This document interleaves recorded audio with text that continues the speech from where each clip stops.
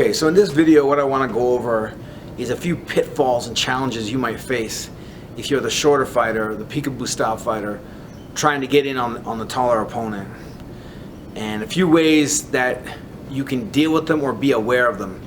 Half the time, awareness is really the solution to your problem.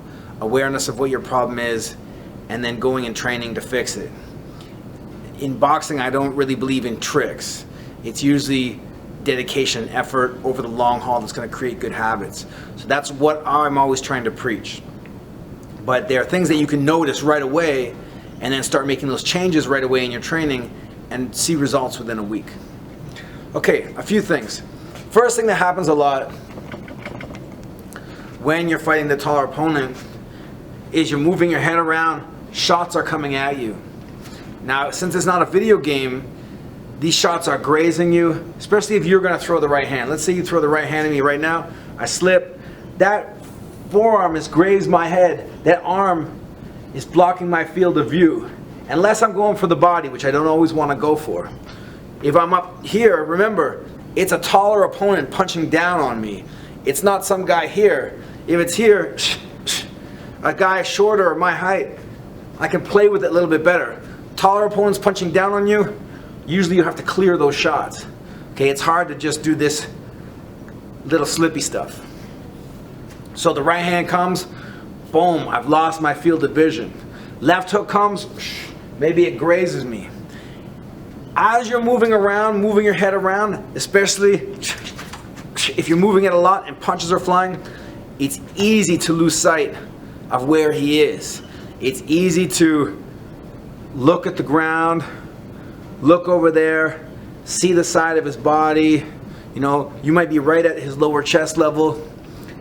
And if you want to go for the head, you have no idea where it is.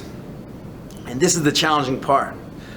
So the first thing is that you may get into a situation where you're really not looking at anything. It's not that you're really looking at the ground, but you really are kind of just thinking about avoiding punches and you're really not focused on anything. So the number one rule is your mentality has to always be that your mind and your eyes are on the target that you want to hit, as opposed to your mind being on the attacks you want to avoid. When I'm fighting someone, I'm thinking about where I want to hit. And these punches are inconsequential. I may be dealing with them in a number of ways, but I'm more concerned about where I want to hit than what's coming at me. And this type of mentality is going to allow you to naturally gravitate to where it is that you want to hit. I prefer eyes right here, upper chest and neck, but that means I can still see the head relatively easily. As punches are firing, and work on this in sparring, even if you let guys throw a few extra punches, keep your mind on what's going on. You'll let guys get inside the pocket. Work your head movement and keep your mind on what's going on. Now, when it comes to punching, unless you know you've got the guy, it's more important to land a good, clean, quality shot on his face than to think about trying to throw your biggest, baddest shot. So if I'm slipping outside, I'd rather this than this. Okay? Often when you're loading like that, it's easy to miss. You're slow when you load up. Here, okay, I'm looking for clean shots as opposed to, okay? Now there isn't a rule for every situation, so there may be a time when loading up is the best.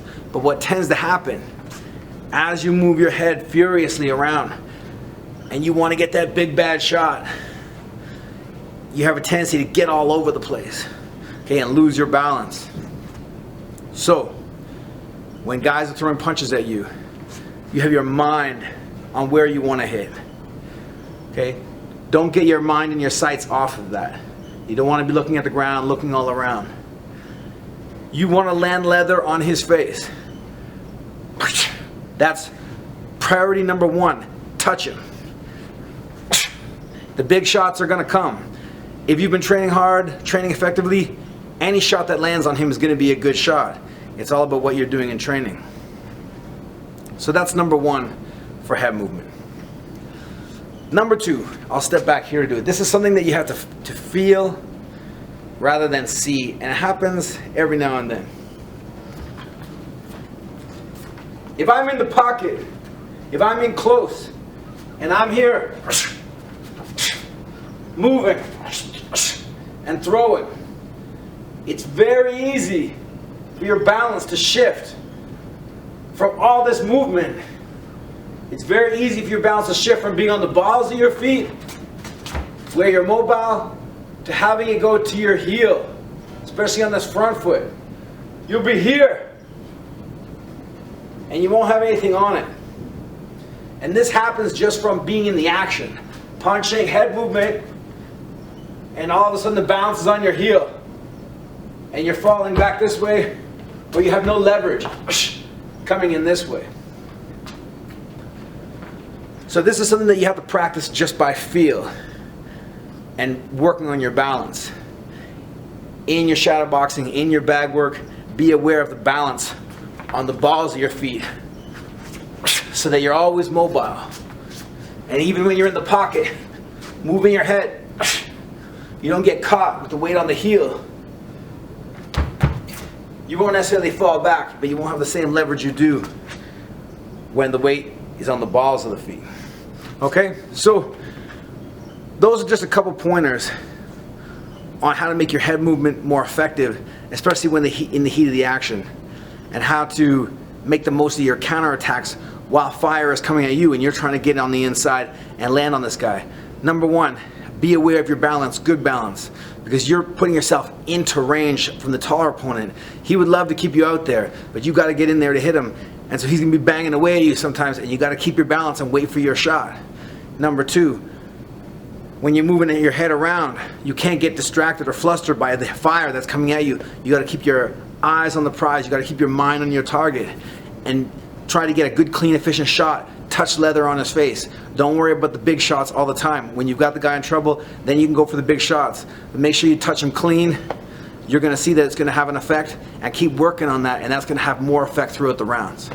All right, hope this helps. Peace, guys.